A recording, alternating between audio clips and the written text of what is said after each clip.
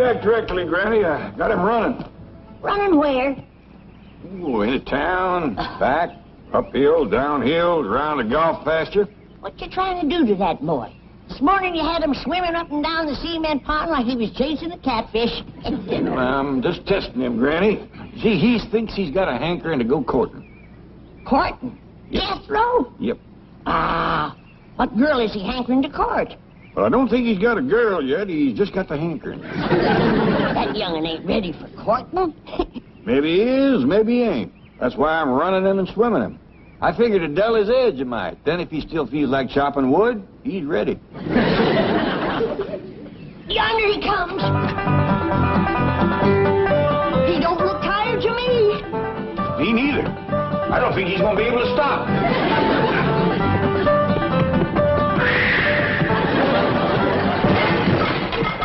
It could have been worse. He could have took out 5, 10 foot of wall. I'm sorry I busted this fancy vase, but I reckon I got going too fast. Yeah, I reckon. How far'd you run? Oh, I figure 15, 20 miles. Top speed? Oh, no, sir. I stopped once. Oh, there were some fellas digging this here ditch, and they looked right tuckered. So I dug them a block or two a ditch while they rested. But I run extra special fast the rest of the way home to make up for it. We seen you. And heard you. Well, boy, you swum about 5 miles, run 15 to 20, dug a couple blocks of ditch. How you feel about courting right now? Uncle Jed, if they was a pretty girl on the other side of this house, I'd jump clean over it. He's ready. Here you are, Paul. Thank you, Ellie. Now then, Jethro, let's talk about courting. Well, I'm fixing to advise Jethro on courting. Yes, sir. I want to hear the advice, too. Well, advice to girls is liable to be a mite different than advice to boys. Well, different how? You go ask your granny. Yes, sir. Granny? Close that door. Hey! What you doing in there? I'm listening. What for? You ain't liable to hear anything you don't already know. I realize that. I'm just checking my memory. You women, folks, you have your talk someplace else. Jethro and me is fixing to talk man to man. Come on, Granny. Let's go talk outside, woman to woman. Then we'll go courting. Ellie Mae, courting's for boys. Girls just sit around and wait. Jed, you sure got your work cut out for you.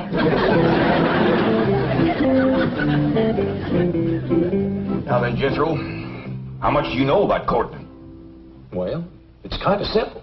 You find a girl, and then you marry her. Boy, I want to tell you something. There's a whole heap of in-between. Like what? Like finding the right girl, for one thing. Sometimes that ain't so easy. Well, Uncle Jed, how will I know when I find the right girl? Well, the way it happened to me, I knew just like that. I looked at her, she looked at me, and music commenced to play. Well, where was the music coming from? From our hearts, I reckon. Well, I ain't never heard no music come from my heart, or no one else's neither. Of course not, because you ain't met the right girl yet. But when you do, you'll hear it. I heard a bell ring. Does that mean something? Means somebody's calling. Kid Clampetts speaking. Hello, Mr. Clampett. Jane Hathaway here. Did I by any chance leave a large brown envelope there last evening? Yes, ma'am. It's right here by the window. Good. I'll have Miss Trigo drop over to... Is Jethro there? Yes, ma'am. He's right here. I'll drop over and pick it up. No call for you to do that. I'll have Jethro fetch it right down to the bank to you. Uncle Jed, I want to commence courting. Just a minute. The bank is a fine place to commence. There's lots of pretty girls work there. Oh? Oh, yeah. Jethro will be down directly as soon as he washes up and puts on his good clothes. Well, no bother at all. Bye. Diggity dog! I'm going to carry this down to the bank, and I'm going to carry me a girl back. Oh, whoa. It ain't as simple as all that. Even if you should find the right girl, you got to make courting talk first. I do? Why, of course. Well, Uncle Jed, how do you make courting talk? We got to kind of sidle into it. Like you start off with, nice day, ain't it? And then you work around to where it looks like it's going to be a nice night, or a walk, or a drive, or a dance.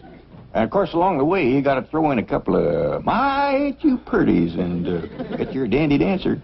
We talk like that. I'll catch on now, Uncle Jed. All right, boy. You got enough to get you started. Yes, sir. Some girl is in for a mighty spirited courtship.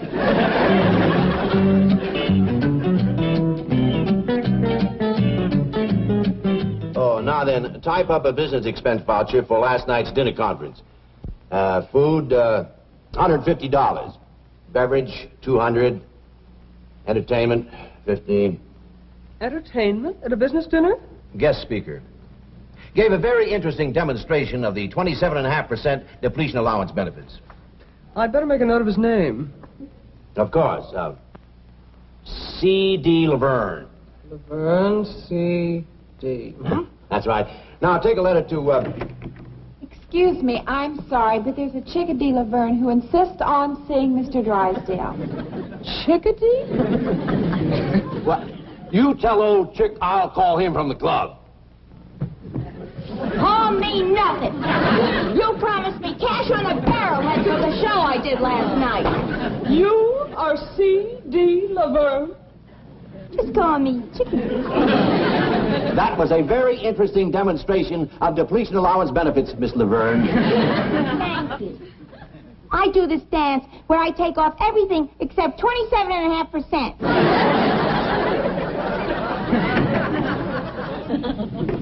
Howdy. Well, howdy to you. You're Jethro, aren't you? Yes, ma'am.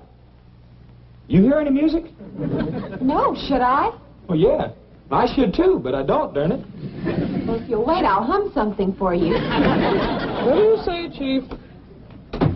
Oh, Jethro, how nice to see you. Oh, howdy, Miss Jane. Something wrong? No, just listening for music. What kind of music? What music? Heart music. Try me again, Jethro. Yes, ma'am. Janet, I'd like to speak to you in the pool. Pool? The secretarial pool. Let's go. I shall return, Jethro. Here you are, Chickadee. Oh, thanks, Mr. Drysdale. You know, for your next dinner, you ought to use my specialty act. The one I'm famous for. Mm-hmm. They bring out this great big egg. There's music coming from it. The MC says, "Here's Chickadee." And I pop out of the egg, and I go into my dance. Oh, cute, huh? Tried to chase Manhattan Bank. They love big eggs. You don't even have to hire an orchestra. Look, I got this little transistor radio. See? Watch. I tuck it in here. That's very interesting. Don't call us, we'll call you. Of course, for my specialty, I have to charge a little more. Those big eggs cost a lot of money. I'll keep you in mind. Hi. Hi. I hear it. I hear the music just like Uncle Jed said I would. Uncle Jed? Yeah, he said that I'd know you was the one just as soon as I heard the music.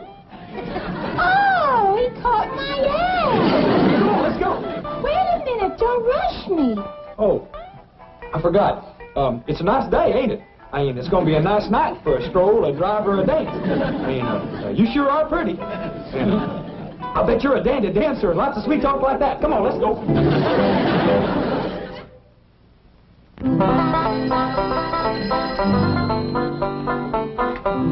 Jed Clampett speaking. Oh, howdy, Miss Jane. Jethro get there all right? Yes, and he brought the envelope, but now he's disappeared. I can't find him anyplace. I see. Well, tell me, is the bank missing any girls? I mean, Jethro might have told her one off. Jethro? Oh, I hardly think that... Wait a minute. There is one possibility. A girl from the secretarial pool who... False alarm? No girls missing. Oh, that's too bad. Well, thank you, Miss Jane. Bye. What's too bad, Jed? Jethro didn't find him no girl down to the bank. I told you that young'un wasn't ready for courting. Yeah, maybe just as well. I was worried I hadn't given him a good enough talk first. With Jethro, it takes a little extra. That's a fact. The last I heard, he thought his ma found him under a cabbage leaf. Well, I'll finish cleaning my rifle, and when he comes back, I'll take him hunting. That'll give me a chance for a real man-to-man talk. Looks like Jethro done all right. Found herself a girl. From here, it looks like he found himself a girl and a half. Hey, kid, is this where your uncle lives? Oh, yeah, me too. He must be a millionaire. Well, he's got 35 or 40 million. Does that make him one? Does it ever? Tell me something. Why do you drive this, truck? Well, I already run to town and back once today. Huh? Ooh, that's a big one. Big strapping girl like that can sure help you with the housework, Granny. Housework, that girl can pull a plow. Let's go meet Uncle Sugar. Well, that's Uncle Jed. Yes. Yes!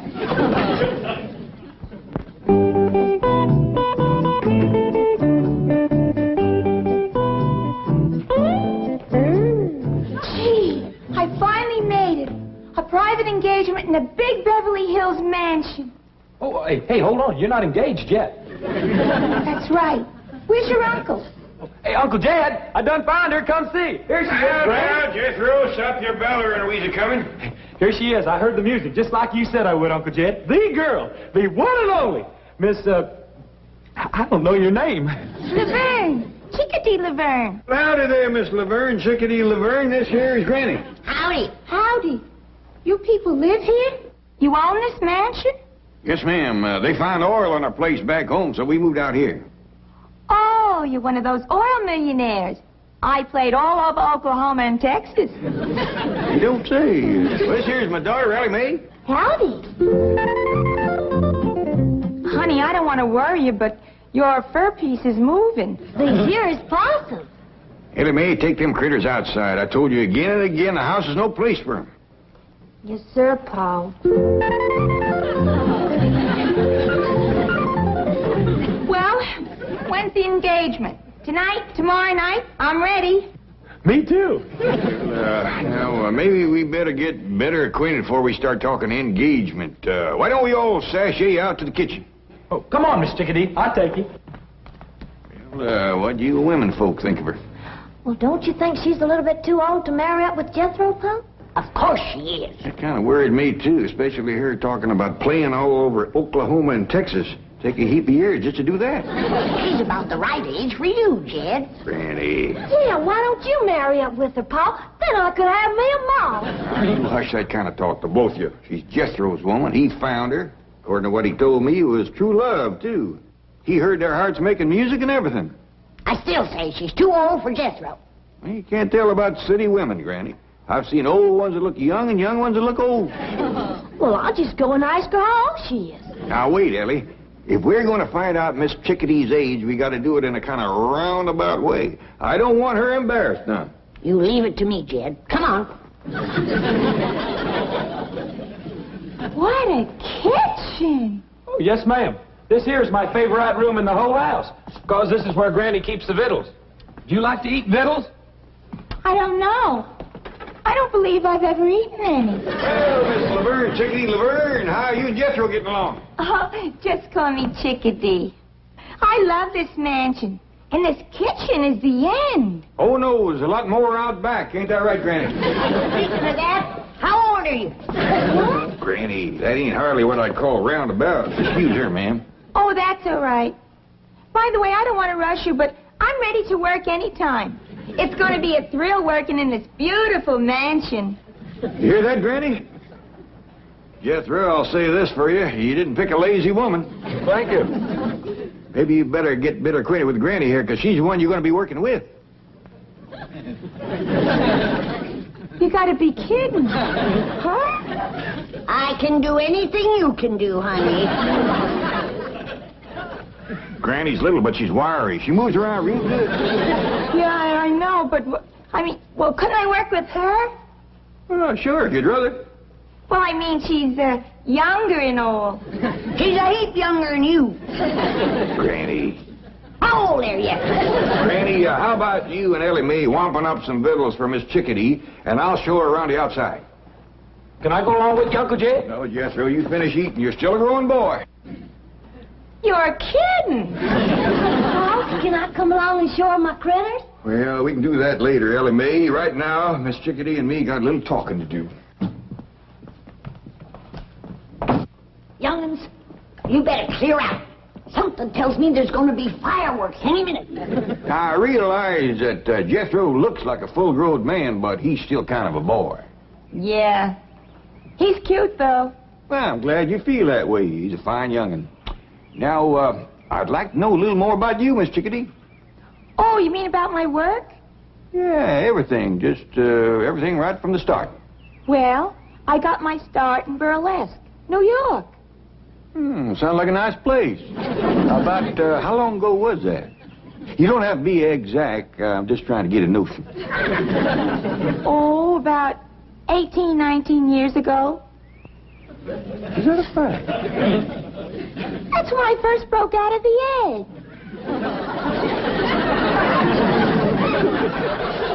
You come from an egg? Sure, you know about that, don't you? Oh, yeah, of course. I'll tell you what. Why don't you go over yonder and look around the cement pond over there? I want to have a word with Granny. Oh, swell. I love this place. It's beautiful. Well, thank you, ma'am. I'll see you in a bit.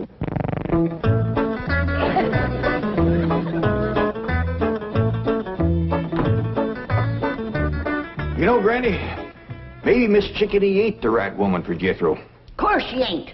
She's too old for him. Well, ain't that so much. Fact is, she's only a little older than Jethro. Who says? She said. She told me she was born 18, 19 years ago in a town named of Burlesque, New York. Hogwash. She ain't no 18 or 19. Well, whether she is or whether she ain't, there is a bigger problem. What's that? Well, what with Jethro thinking he was found under a cabbage leaf, and her thinking she come from an egg, I just don't see much future for them two.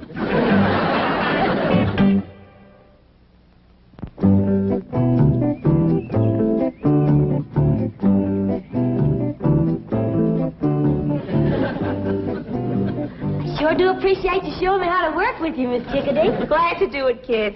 Say, when you get your glove off, that's when we commence to working? Yeah, that's when we really get started. Tell me something. Your dad's worth like 35, 40 million bucks, right? Why do you want to work?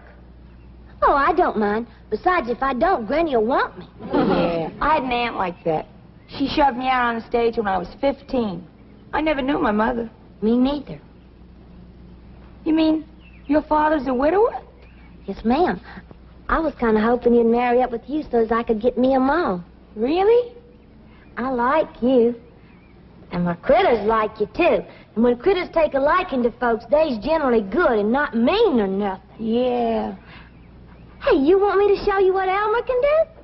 Now watch him take this here grape out of my pocket.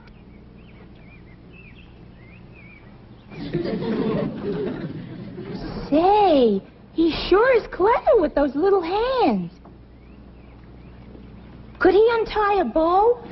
Sure he could. Elmer, you and I may be working together. Duke, according to what I've been told, 1 year of your life is the same as 7 years with human folks. That ought to put you close to 100 years old.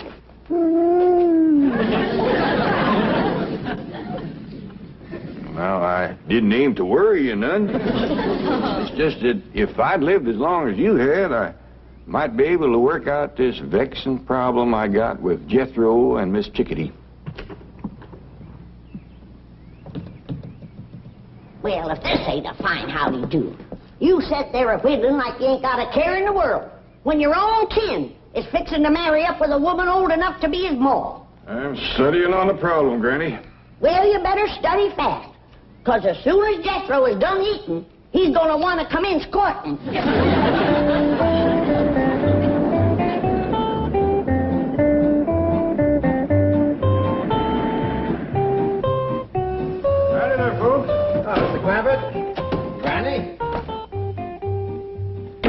Clampett, I'm sorry to trouble you, but I need one more signature. No trouble at all. Not compared to the trouble we got with Jethro. Now, Granny. Well, hasn't he arrived home yet? Oh, of course. He's right out there in the kitchen now poking down the middle. I shall pop in and pass the time of day with the handsome lad. Miss Jane would make a heap better match for Jethro than that old... Now, Granny, don't bother Mr. Drysdale with our family problems. Now, Mr. Clampett, as I've said before, your problems are my problem. I am willing and I hope able to help you in any way possible. Well, that's mighty neighborly of you to take so much interest, but... Don't think nothing of it. We bankers like to take as much interest as we can.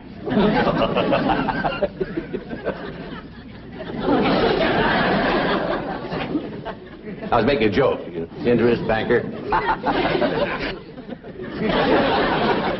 I suppose you might call that an inside joke. Oh, well, come on inside and tell it. We ain't got no time for jokes. Jethro is a-heading to the altar with the wrong woman. What's this? Now, Granny, Mr. Drysdale got a bank to run. Precisely why I'm interested in your problems. Now tell me more. Well, you see, Jethro is in love with this girl. Girl. Yeah, Miss Chickadee does look a mite old for her years. Did you say Chickadee? Yes, sir, Miss Laverne, Chickadee Laverne. Where did Jethro meet her? Down by your bank, I think. Mr. Clampett, that girl is a stripper. What's a stripper? Someone who takes off their clothes. What's wrong with that? But she takes them off every night. Well, I don't sleep in my clothes neither. Sweet, innocent Jethro has run afoul of your Chickadee Laverne. Yes, I've been told. Mr. Clampett, believe me, this is not the right girl for Jethro. I told you so. Please, Mr. Clampett, let us get her away from here as quickly as possible. Well, I wouldn't want to hurt her feelings none. She's right friendly and a willing worker. Here she comes. Hold on, I reckon it's my duty to talk to her first. Miss Chickadee, about the wedding. Oh, that's going to have to wait, Uncle Sugar. I got this great new act that's going to make me the sensation of show business. Now, you watch.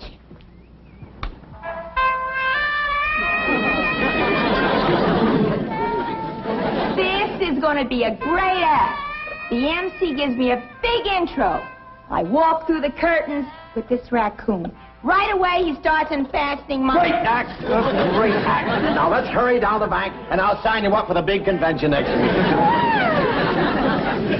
Hey, Uncle Jed, where's Mr. Drysdale taking my sweetie? Never mind, Jethro. But I found her. She's mine. I courted her and sweet talked her and all. Forget about her, Jethro. Go take yourself a swim.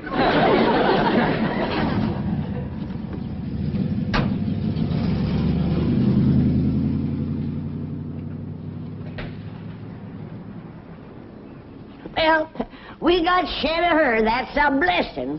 More of a blessing than you know, Granny. I was falling in love with her. No. Yep. I looked at her, she looked at me, and music commenced to play. At my age, too.